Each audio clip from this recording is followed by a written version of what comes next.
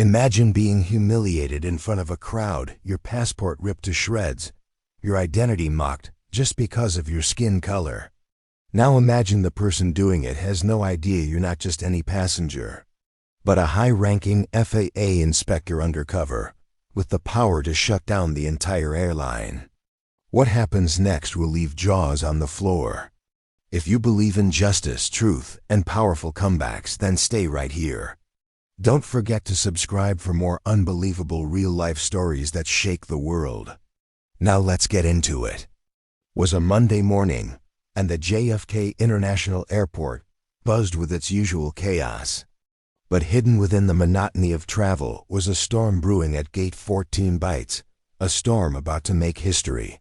Dr. Aaliyah Monroe, dressed casually in jeans, sneakers, and a light hoodie, stood quietly in the boarding queue of United Skylines Flight 883 bound for London.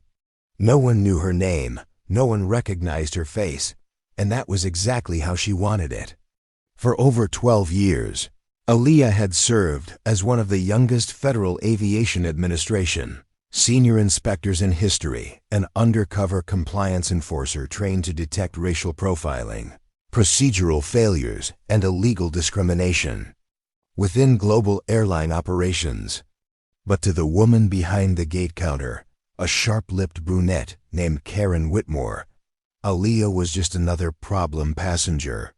As Aaliyah approached, passport in hand and smile on her face, Karen's eyes narrowed not with recognition, but contempt. "Next," Karen snapped, barely glancing at the boarding pass before rolling her eyes. "Are you flying alone?" Aaliyah responded politely, "Yes, ma'am." Karen raised an eyebrow and flipped through the pages of the passport like she was flipping through garbage. "This looks off," she said slowly, tapping the cover. Like it offended her. "Where'd you get this passport? Swap meet?" People in the line chuckled awkwardly, but Aaliyah maintained her composure. "That's a valid U.S. government-issued document," she replied calmly. "I travel frequently for work," Karen scoffed. "Oh, really?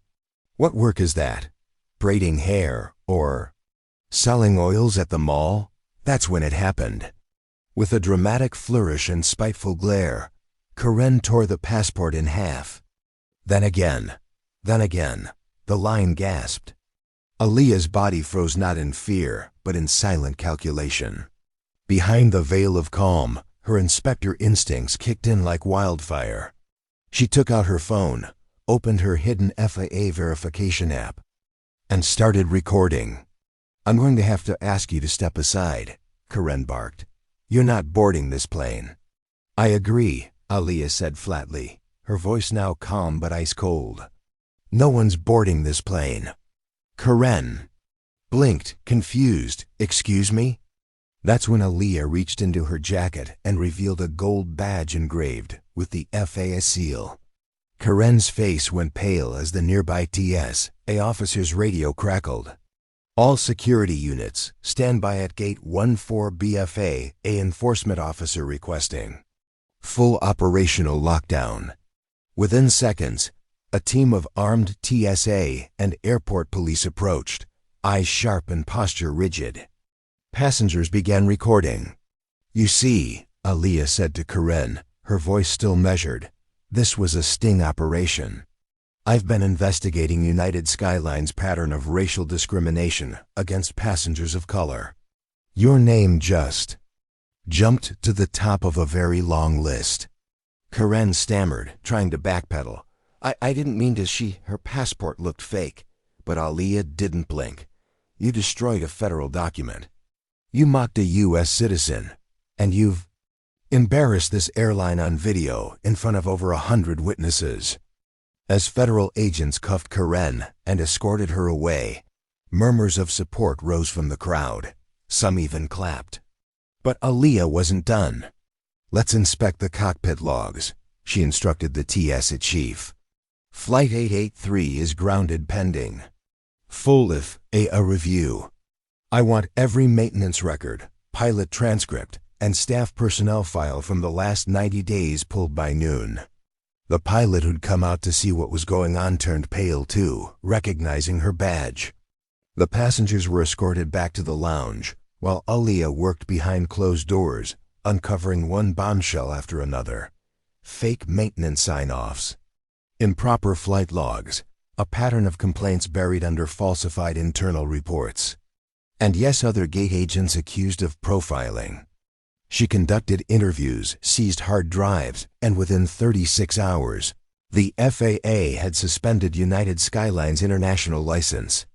That flight never made it to London, but the story made it to every news outlet from New York to the UK.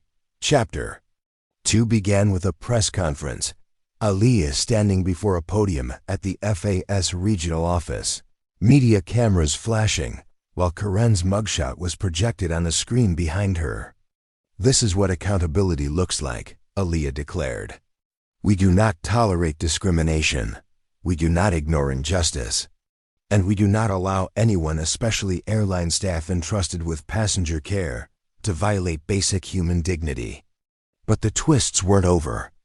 After the story went viral, whistleblowers from around the country began sending in anonymous tips.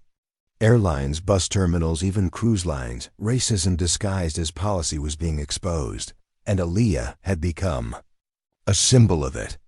She was invited to testify before Congress. She shook hands with senators. She met with the president. But even then, she didn't seek fame. "I just wanted to board my plane like everyone else," she said in an interview with CNN. Meanwhile, Karen was convicted of destruction of government property, interference with federal operations, and discriminatory misconduct under FAA regulations. She served time and, in an ironic twist, was ordered to attend anti-bias training led by Aliyah's own department. In Chapter 3, Aliyah's mission expanded beyond airports. She created a task force called SEE, Secure, Equal, Enforce, that empowered undercover inspectors of diverse backgrounds to test airlines across the globe. She personally trained women of color, disabled veterans, and other underrepresented professionals to wear the badge of justice and wear it proud. But one day, years later, she returned to JFK, this time with her 9-year-old daughter. As they stood at the same gate, now renamed in her honor, another young black woman at the counter greeted her with respect and awe. "Dr. Monroe?" She asked. "You probably don't remember me, but you changed my life. I saw that video. I was working retail back then. Today, I'm a licensed air traffic controller." Aliyah smiled, handing over her passport, new, pristine, and intact. "Then it was all worth it," she replied. "Let's fly." In the final chapter, her story became a best-selling memoir, later adapted into a Netflix drama that captivated audiences worldwide. But more importantly, airlines everywhere began changing policies, investing in bias training, and empowering whistleblowers to come forward. And though Aliyah remained quiet, humble, and behind the scenes, the world knew her name, from humiliation at the gate to the heights of justice. And all because one woman stood tall while someone tried to tear her down. So the next time you see someone mistreated at an airport, remember Dr. Aliyah Monroe, and remember that power doesn't always wear a suit. Sometimes it wears sneakers and a hoodie, and it never needs permission to do what's right. If you believe stories like this matter, hit that subscribe button now and share this powerful tale. Because somewhere, someone needs to hear it, and maybe they'll be the next hero in disguise.